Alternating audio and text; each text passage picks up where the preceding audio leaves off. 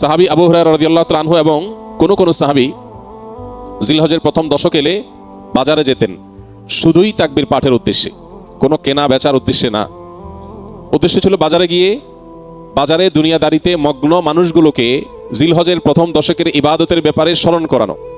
এই জন্য বাজারে গিয়ে এই দশকে বলতেন আল্লাহু আকবার, আল্লাহু আকবার, লা ইলাহা ইল্লাল্লাহু, আল্লাহু আকবার, আল্লাহু আকবার ওয়া লিল্লাহিল হামদ। এই যে তাকবীর, তাহমিদ, তাহলিল, আল্লাহর একত্ববাদ, আল্লাহর বড়ত্ব এবং প্রশংসা জ্ঞাপন করা, এটা এই দশকের অন্যতম গুরুত্বপূর্ণ একটা আমল। এই আমল করবার জন্য সাহাবীদের কেউ কেউ বাজারে গিয়ে একটু সরবে বলতেন, যাতে করে তার শুনে শুনে অন্যরাও বলতে পারে।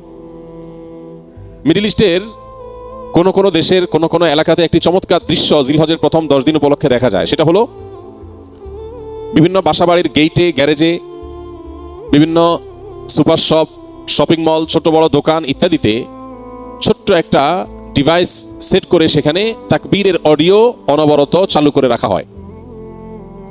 মৃদু ভলিউমে হালকা আওয়াজে যে তাকবীরের ধ্বনি চালানো হয়, এটার উদ্দেশ্য পথচারী বা আশপাশ দিয়ে যারা যাবে তাদের জন্য স্মরণ হয় যে এই দশকে নবী আলাইহিস সালাম নির্দেশ করেছেন ফাকসিরু ফিহিন্না মিনাত তাকবীরি ওয়াত তাহলিলি ওয়াত তাহমিদ।